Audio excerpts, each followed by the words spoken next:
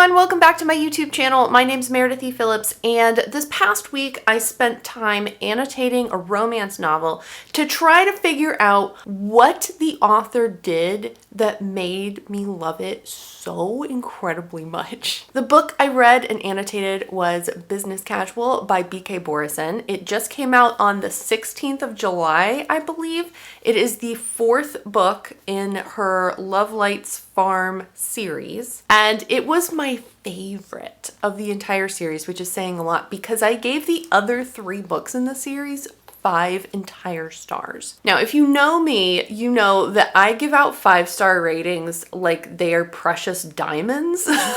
I am not the type of reader who's like, yeah, it was fun, 5 stars. Like, if that's you, that's totally fine, but I am very picky with my 5-star ratings. If a book was like, yeah, it was good, it was fine, it's like 3 stars for me. If it was like pretty good and I really enjoyed it, there were just maybe a few things that weren't quite hitting like exactly right, it's a 4 stars.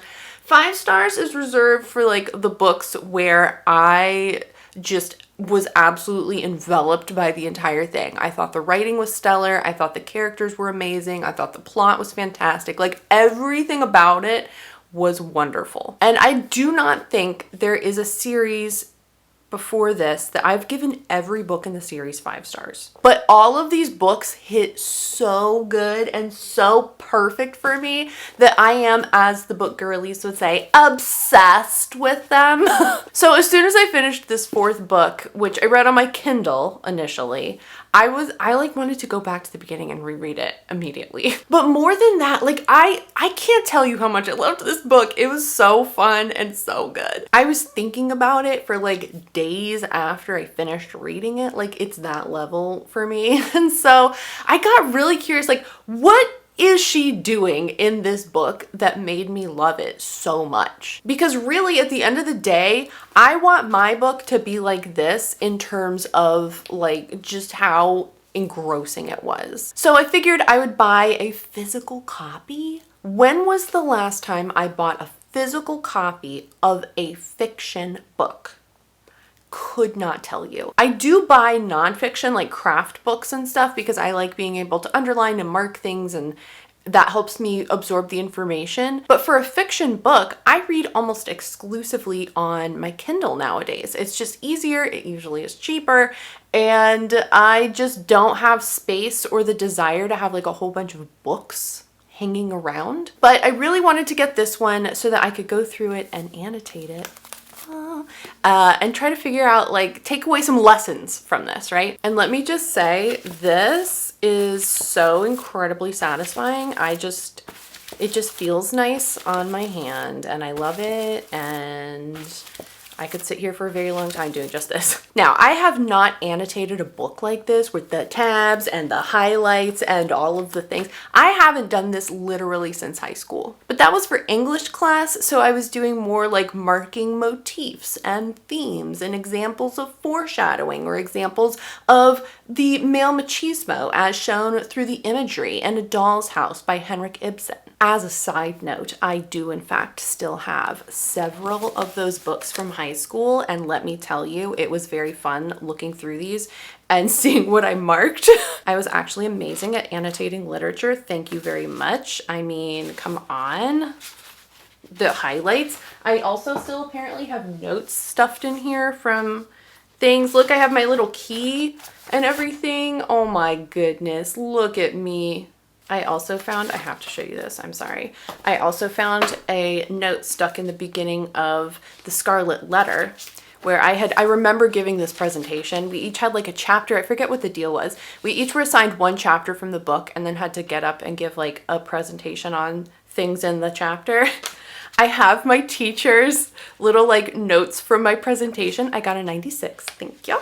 And the note that she has at the end of this for me is so real.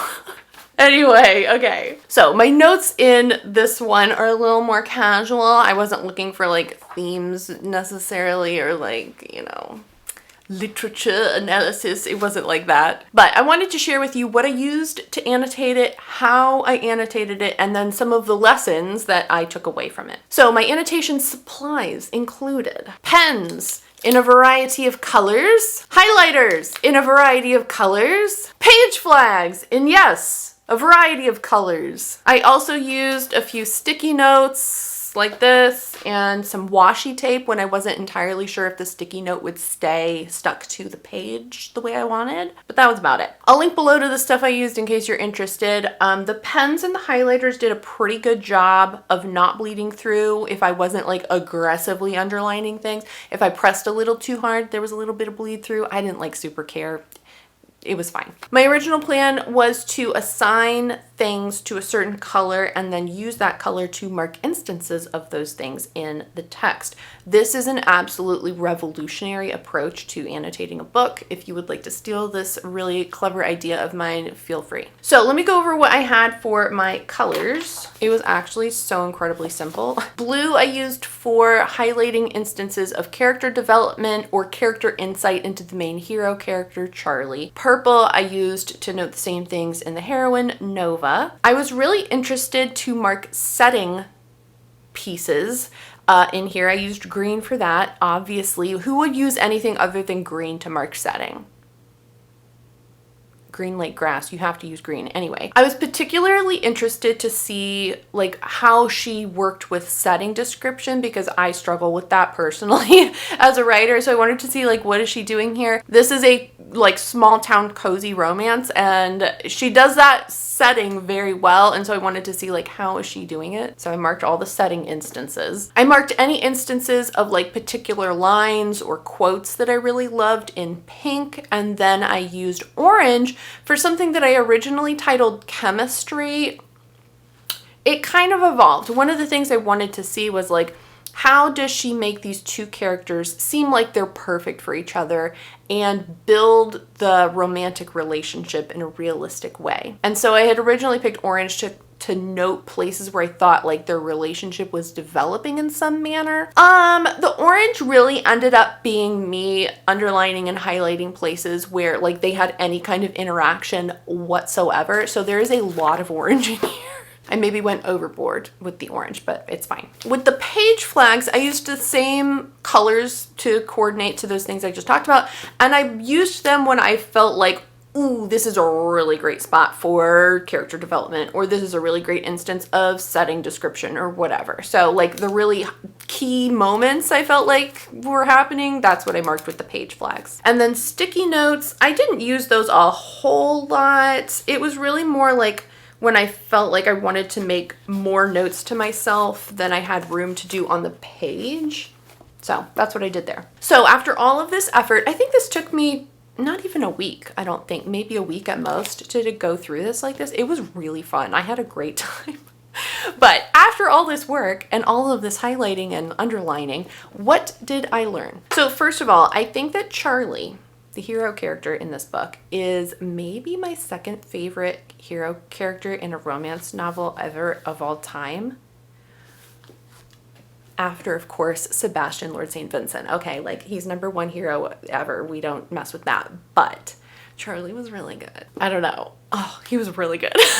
I think there were certain aspects of his character that I personally identified with hefty. And so, you know, I feel like if you have a character like that in a book, you're gonna love them even more than you might have otherwise. But he was just, he was a really sweet guy. He recommends historical romance novels to his guy friends.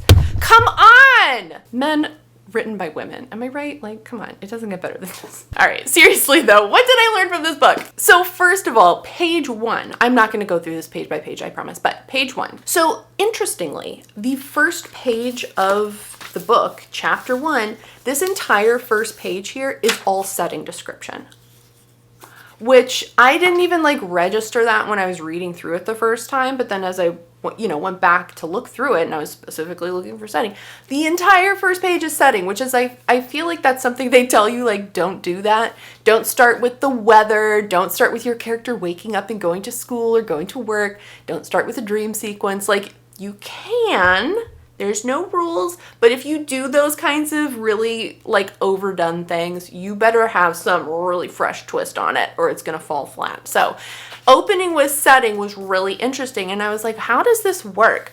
So I think this works for a couple reasons. Number one, this is the 4th book in the series. If you're picking up this book, likely you've read the other 3, and if you've already read 3 books by this author and you're picking up another one, you probably like the author, you probably trust the author to do their job well, and you are willing to read a whole page of setting description right off the bat. The second thing I think this page does is it really sets the tone for the book. It's very cozy, it's very warm, it's very friendly. We love it, okay? It's also very quickly apparent that we are in the middle of a wedding reception. And again, if you've read the previous books, it's pretty easy to guess whose wedding reception it is. And you're like, oh my gosh, well, I love those characters from the previous book. You know, so you're like in it.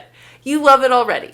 I'd be super curious to know if you haven't read the other 3 books in the series and you picked this one up first for some reason, which you could do. You could read this as a standalone. I think you'll get more out of it if you read the other ones first. But if you picked this up and just started with this, would this first page annoy you or like kind of bore you? I don't know, but I enjoyed it. The other thing I noticed she did with setting a lot of times is she would describe something and then she would connect the setting to one of the characters on an emotional level of some sort. So sometimes it's a really quick little instance, like on page 39, we're back at Nova's house for the first time. She's describing the couch, there's a quilt on it, great, but she's not just like, there was a couch in the corner with a quilt thrown over it. She says, this is like the second half of the sentence, the couch with the quilt my mom made when I was 6 years old. All the tassels on the end are faded and losing strings, but the colors make me happy. Okay, we're tying it to some sort of emotional response.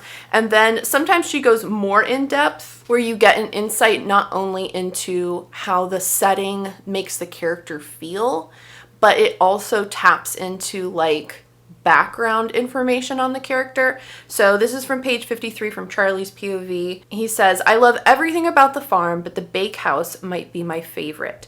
Floor-to-ceiling windows line the front half, pine trees brushing against the glass on every side. Cozy booths with throw pillows and cable-knit blankets sit against the walls. Bistro tables with mosaic tops and mismatched chairs fill in the middle, and a counter runs along the back wall. Display cases with every treat imaginable anchor either side of it, and a little door leads to the back. It's always cozy, but it feels downright homey during the fall. It's the version of home I always wished for while sitting at the too big table in my parents' formal dining room, eating a catered meal and listening to the awkward silence stretch thick. This feels like comfort and belonging. Layla making apple pie in the back with bouquets of dried flowers and vases all over the place, cinnamon sticks and cardamom and allspice heavy in the air. I need to write setting description more like that. But you see, it gives you a little snippet of like background, history on the character because it ties into the scene. She's not just dumping this like random info about his childhood for you or being like, here's what the bakehouse looks like.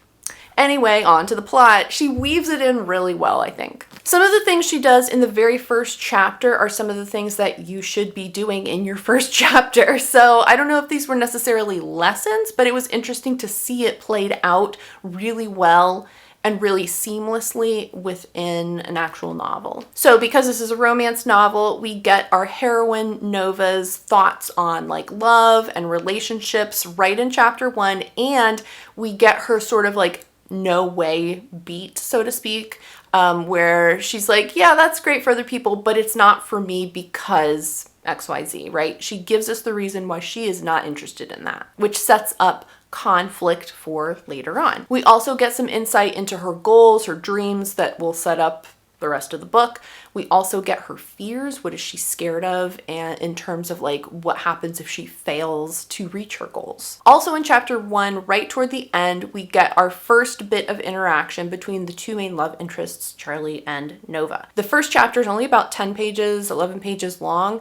and you get their interaction on like page 8. In a romance novel, I'm not talking about like a novel where you have a B subplot kind of thing that's a romance, that you can do different things with, but in a romance novel, it's important to get those two characters on the page together as soon as possible. Do not make me wait for them to like meet for the first time in chapter 5. No.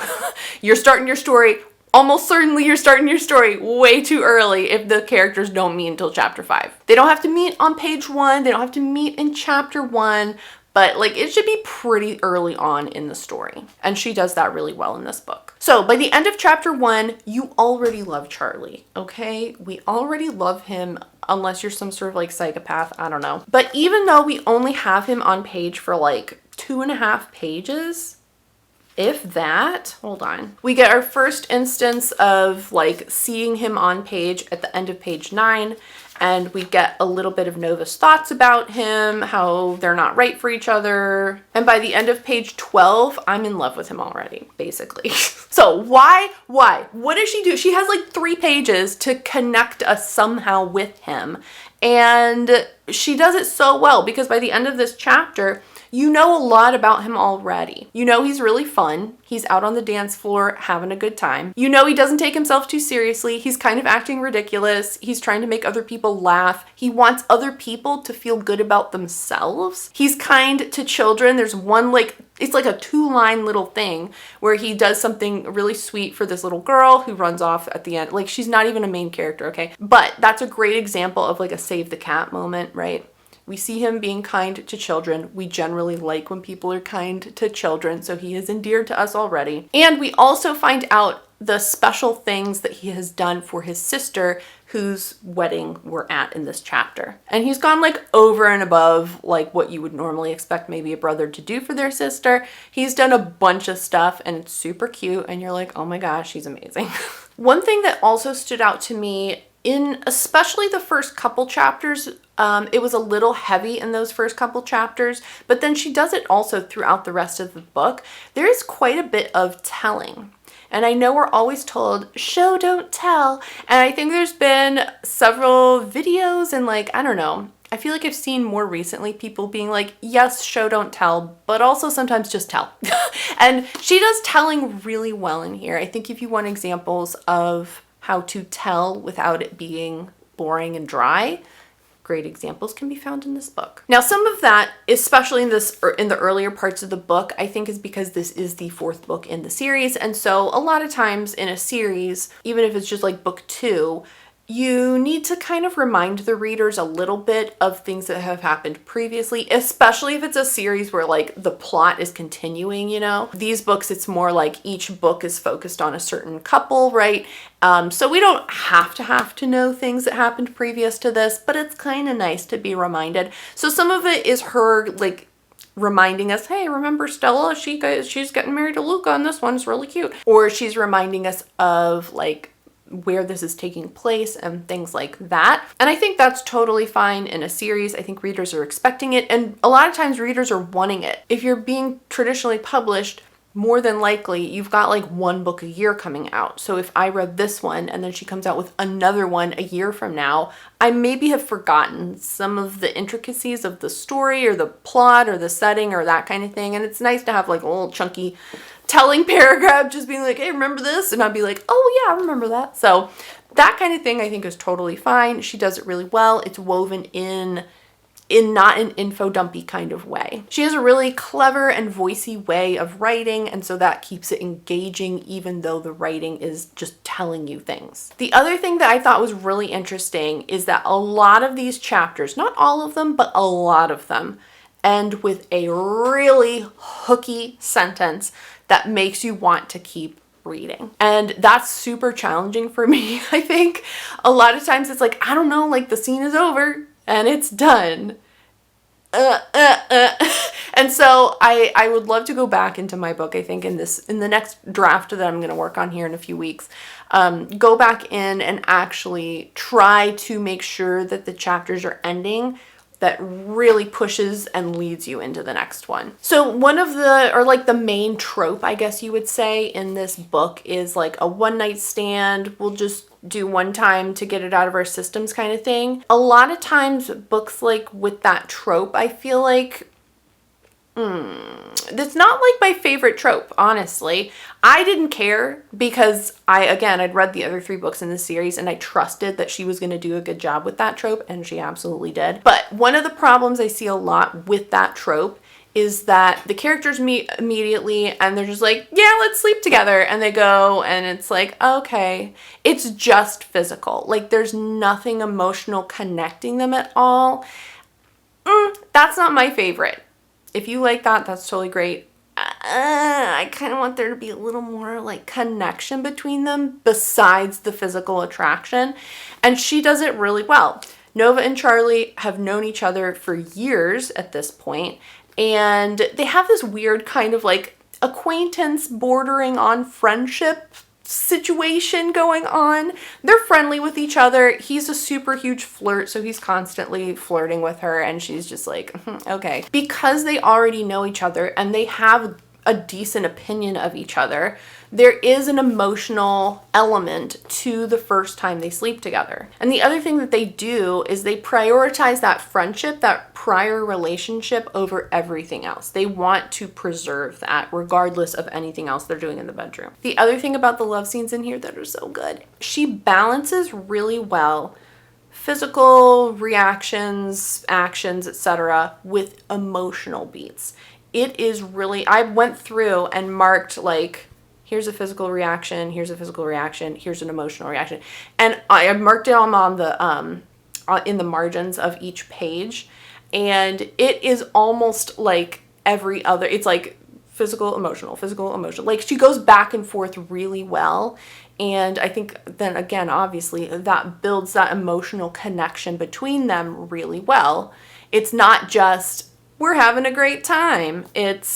There's more going on than just the physical stuff. So I'm gonna shut up because I feel like I've been talking forever, but there's more things I think I could pull out of this. But those are the big ones that I took away. Let me know if you annotate books like this. When you read for fun, do you just read for fun, or are you looking for like writing takeaway lessons? And if so, what are some of those big like craft lessons that you've learned from reading books? Let me know in the comments. If you liked this video, give it a thumbs up. And if you haven't already, you can click the subscribe button. I post videos on Fridays. Thank you so much for watching. I hope you have a great rest of your day, and I'll see you next time. Bye.